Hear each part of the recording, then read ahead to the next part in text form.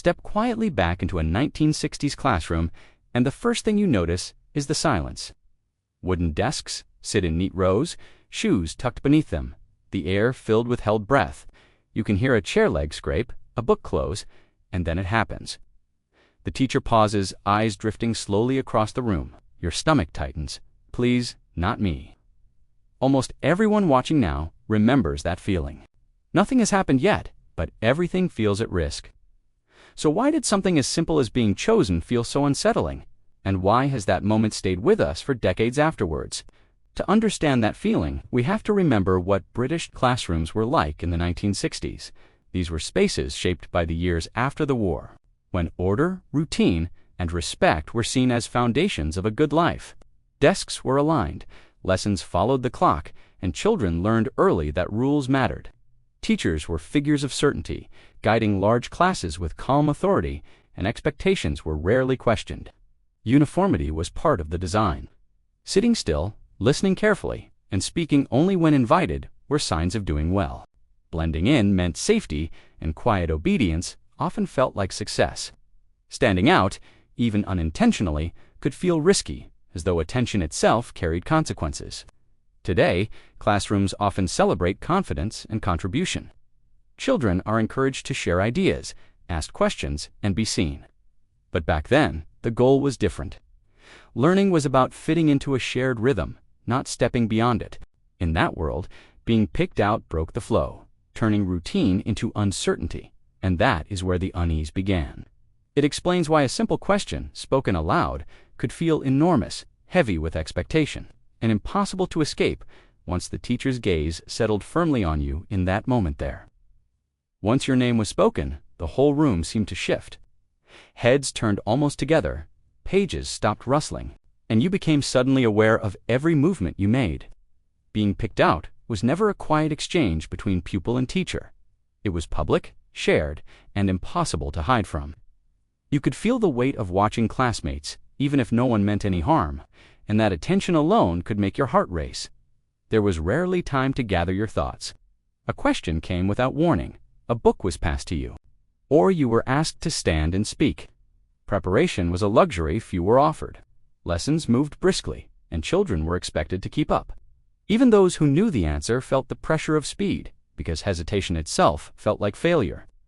That uncertainty lingered through the day, a quiet tension sitting beneath every lesson. When mistakes happened, they echoed longer than the moment itself, not because they were punished harshly, but because memory is stubborn. A misread word or a faltering reply could replay itself long after the bell rang. Children carried those moments home, turning them over in their minds, learning to associate attention with discomfort rather than pride. For quieter children, the experience cut deeper. Some preferred listening, observing, staying safely unnoticed. Being singled out felt like being pulled into bright light without warning. Today, we talk about different learning styles, but back then, silence was often mistaken for readiness. For many, that fear shaped how they learned to speak, participate, and sometimes stay quiet, leading us to the lasting effects these moments quietly left behind. They learned to read faces, measure tone, and anticipate questions before they arrived. Desks felt smaller in those moments, backs straighter, hands still. The room itself seemed to wait. Compared to today, where reassurance often comes quickly, then there was space only for expectation. That difference explains why the memory remains so vivid, and why the simple act of being chosen still echoes across generations. Many adults recall practicing answers silently, hoping preparation might offer protection. Others remember wishing to disappear, eyes fixed on exercise books. These habits were learned early and carried forward. They shaped confidence, caution, and how people judged themselves. In later years, those classrooms faded, but the lessons lingered. And as we move on, it helps explain why those small moments mattered so deeply. They were ordinary experiences, shared by thousands, yet rarely spoken about aloud. Only with time do we see their weight. The next part of our story looks beyond the classroom moment, towards what those experiences quietly did to a generation growing up.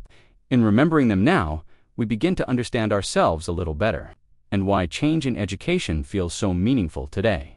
It is a reminder that small moments can shape big feelings long after the desks are gone, and those feelings follow us into adulthood, often unnoticed until we look back and recognize them for what they were then.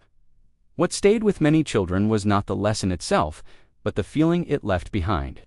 The fear faded with time, but the feeling stayed, quietly shaping how a generation moved through the world. Some learned resilience, discovering they could endure uncomfortable moments and carry on. Others learned caution, choosing their words carefully, avoiding attention when possible. For many, silence became a habit, not from lack of thought, but from self-protection. As adults, those early classroom moments surfaced in unexpected ways. Standing up to speak, sharing ideas, or being noticed in a room could still bring a flutter of nerves. Yet there is no blame in this reflection. Those schools were products of their time, built on values that aimed for stability and order. Understanding that helps us see our younger selves with kindness, recognizing how ordinary routines quietly shaped confidence, humility, and the voices we learned to use there. Today's classrooms feel worlds apart, filled with bright displays, circle time chats, and encouragement to speak freely. Children are often praised for sharing thoughts, not just remembering facts. Confidence is nurtured alongside knowledge, but for those who grew up in quieter, stricter rooms, it's natural to wonder, did that old fear make us stronger or simply quieter? There's no single answer, only reflection. What shaped us also connected us. It gave us shared stories, familiar nerves, and, in some cases, quiet strength. Different times didn't mean better or worse, just different.